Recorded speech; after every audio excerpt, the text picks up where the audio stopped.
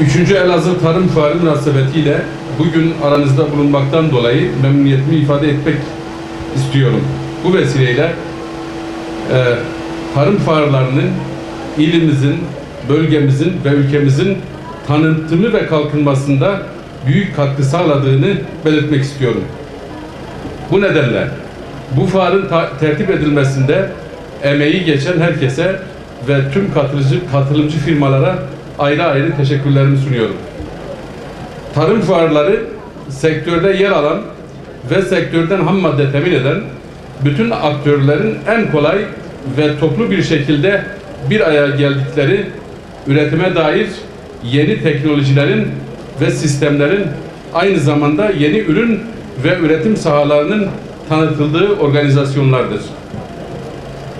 Değerli katılımcılar, kıymetli hemşehrilerim, son yıllarda gelişen küresel olaylardan bir kez daha anlıyoruz ki gıdayı kontrol eden dünyayı kontrol edecektir.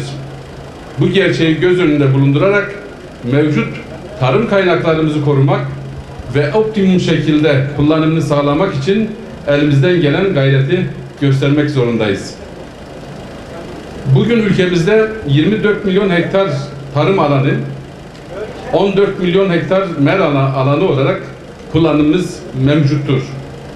2050 yılında nüfusumuzun 100 milyonu geçeceğini, kentleşme oranının artacağını ve tarıma elverişli arazilerin azalacağını unutmamalı ve hep birlikte bunları koruyarak gelecek nesillere aktarmak zorundayız.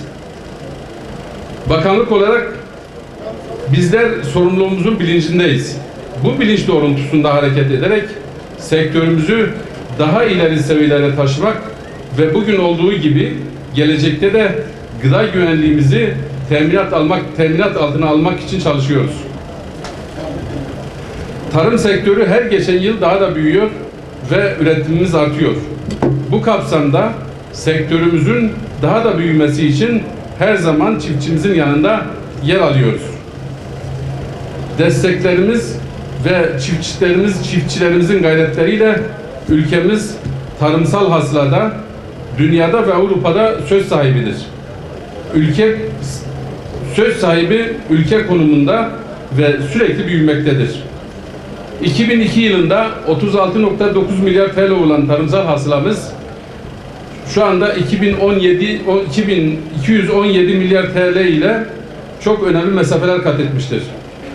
Tarım ürünleri toplam ihracatımız %378 oranında artarak 17.7 milyar dolara yükselmiştir. Son 16 yıla ise tarım ve gıda ürünleri dış ticaretinde ülkemiz toplam 69 milyar dolar ihracat fazlası vermiştir. Bugün Türkiye tarım ürünleri dış ticaretinde şüphesiz net ihracatçı bir ülke konumundadır. Bu bizim için yeterli değildir. Daha çok çalışmalı, daha ileri noktalara ulaşmalıyız. Değerli katılımcılar, bakanlık olarak sektörümüzün sorunlarına gerçekçi ve sözcü bir anlayışla yaklaşarak sektörümüzü stratejik ve rekabete dayalı iktisadi bir sektör olarak ele alıyor ve bu doğrultuda politikalar ve projeler üretmeye gayret ediyoruz. Bugüne kadar olduğu gibi bundan sonra aynı anlayışla çalışmalarımıza devam edeceğiz. Üreticilerimizi bu istikamette desteklemeye ve yanlarında olmaya devam edeceğiz. Zira gıda teminatımızın asli faktörleri üreticilerimizdir. Bundan dolayı her sene tarımsal desteklerimizi arttırdık ve üreticilerimizin üretim masraflarına ortak olduk. Bu kapsamda 2002 yılında verilen toplam 1.8 milyarlık tarımsal destek miktarı 9 kat artışla 2019 yılında 16.1 milyar TL'ye yükselttik. Son 17 yıl içerisinde bugün itibariyle çiftçilerimize yaklaşık 134 milyar TL destek verdik. Yıl sonu itibariyle bu rakam 136 milyar TL'yi bulacaktır.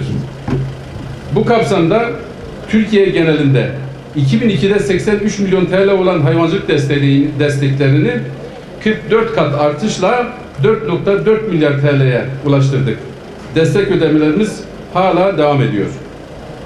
Değerli hemşehrilerim, Elazığ ilimizin değerli üreticileri, Elazığ ilimizin bitkisel ve hayvansal üretim alanında toplam tarımsal üretim değeri 2002 yılında 369 milyon TL iken 2018 yılında 9 kat artışla 3,3 milyar TL'ye yükselmiştir.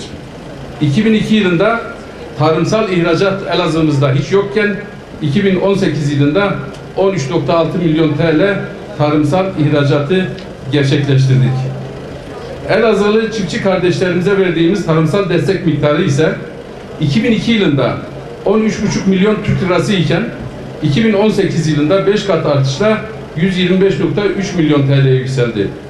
Son 17 yılda 305,3 milyon TL'si hayvancılık destekleri olmak üzere toplam 913 milyon TL tarımsal destek ödedik. Elazığ'da tarım sanayi entegrasyonunu sağlamak, geliştirmek ve güçlendirmek için kırsal kalkınma çalışmalarına da önem verdik.